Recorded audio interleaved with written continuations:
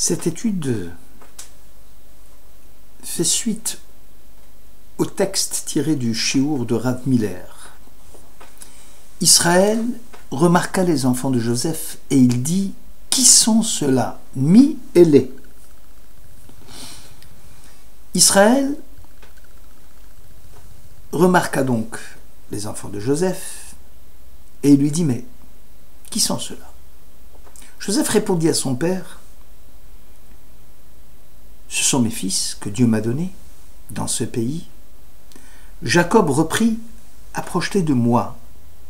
Je te prie que je les bénisse. » Or les yeux d'Israël, appesantis par la vieillesse, ne pouvaient plus rien voir. Il fit approcher de lui ces jeunes gens, leur donna des baisers, les pressa dans ses bras. Genèse 48. Jacob, affaibli et malade, reçut la visite de son fils Joseph, accompagné de ses deux enfants, Ménaché et Éphraïm. Joseph cherchait à ce que son père bénisse ses enfants. Apparemment, Jacob ne semble pas connaître ses petits-fils. Rachi soutient que le patriarche Jacob, au contraire, savait très bien que Ménaché et Éphraïm étaient ses petits-enfants, puisque, intentionnellement, il va croiser les bras et posa sa main droite sur la tête d'Éphraïm le plus jeune, alors qu'il étendit sa main gauche sur la tête de Ménaché, le fils aîné de Joseph. Joseph pensait que, compte tenu du grand âge de son père et de la baisse de sa vue, Jacob avait commis une erreur d'appréciation. Or, Jacob avait agi intentionnellement. Le texte même de la section commence par « Israël remarqua les enfants de Joseph » et que ceux-ci lui étaient étrangers.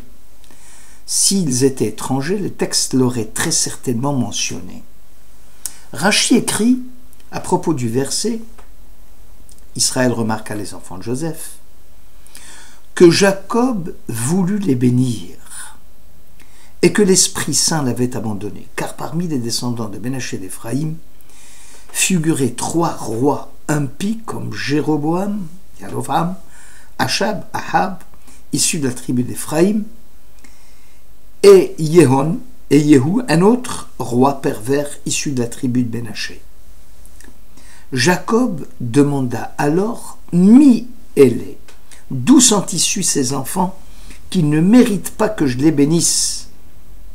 Joseph répondit à son père, « Ce sont les enfants que Dieu m'a donnés dans ce pays. » Il exhiba devant son père, dit le Midrash, le contrat de fiançailles et de mariage. Joseph sollicita la clémence divine et l'Esprit Saint vint de nouveau habiter Jacob. Comment comprendre l'explication de Rachi? Premièrement, qui prouve que Mi-Élé s'adressait au roi Jéroboam, Achab et Yéron? Deuxièmement, en quoi la réplique de Joseph est-elle satisfaisante et répond au questionnement de son père, Asher Natan Li Elohim basé, et que Dieu m'a donné dans ce pays? Le Lévouche précise que Jacob, frappé de ces cités,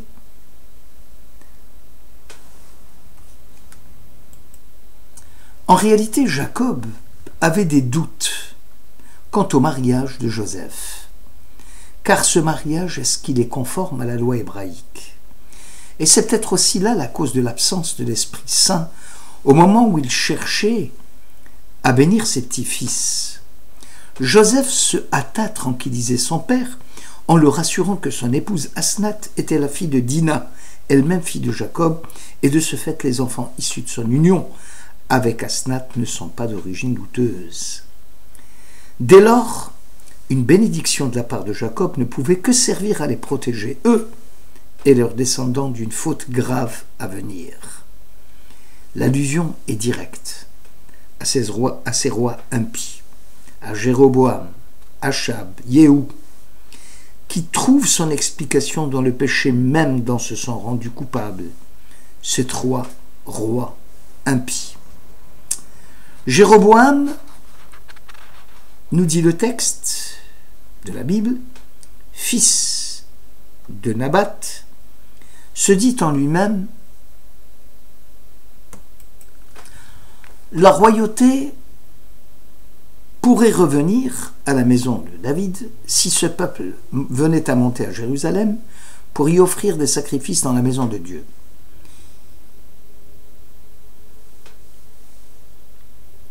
Car le peuple va se reprendre d'amour pour son maître Roboam, roi de Juda, et on viendra à tuer même Jéroboam.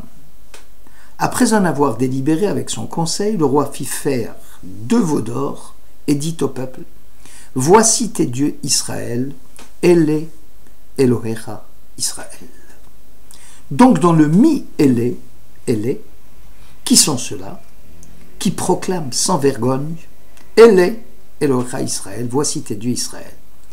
Joseph répondit: les enfants que Dieu m'a donnés dans ce pays basé, rappelant à son père que ces mêmes enfants plus tard pécheurs seront également ceux qui vont proclamer lors du cantique de la mer Rouge: Zé Eli ve'anvehu, c'est le Dieu de mon père et je le glorifierai.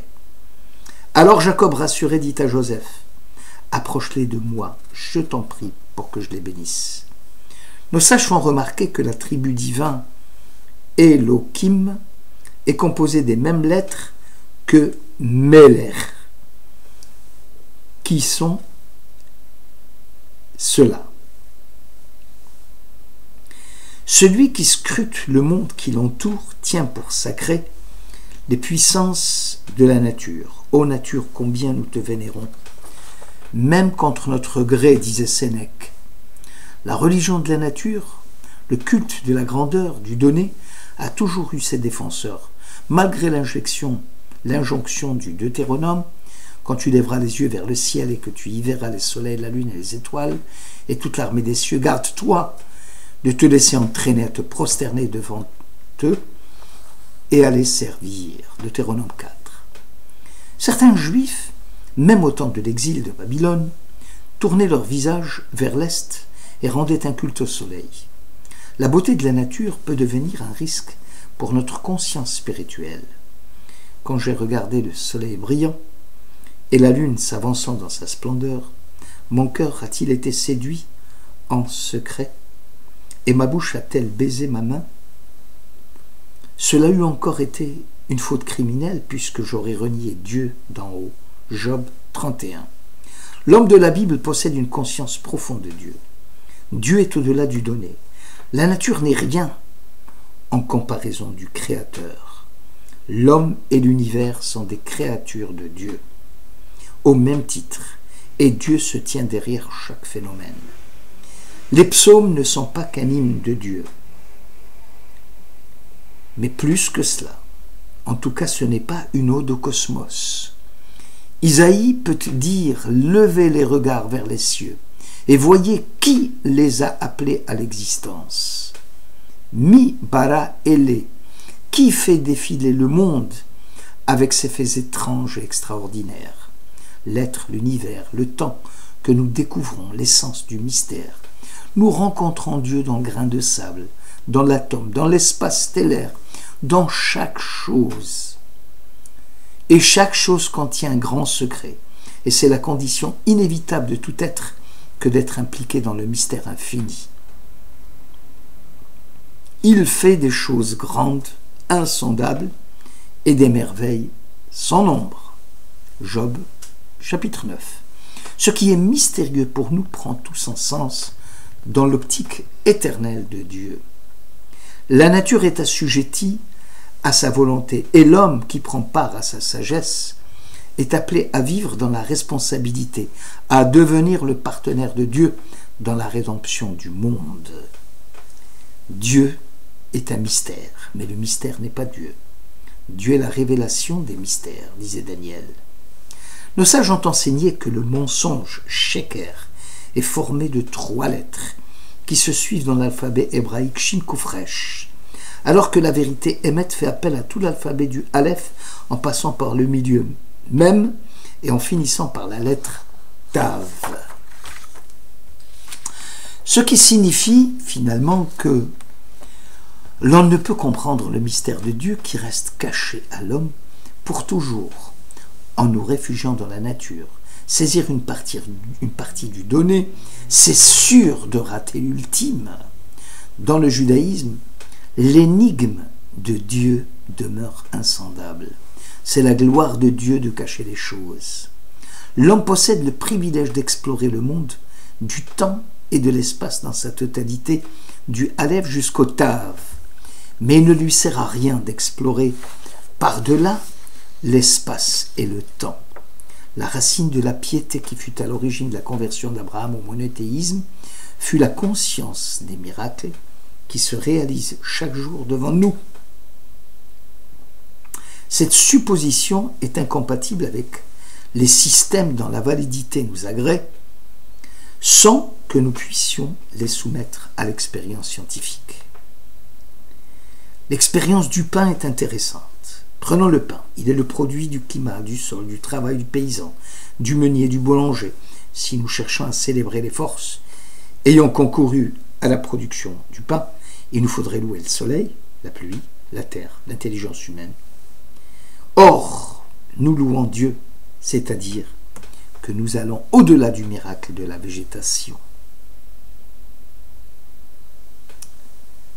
Merci de votre écoute.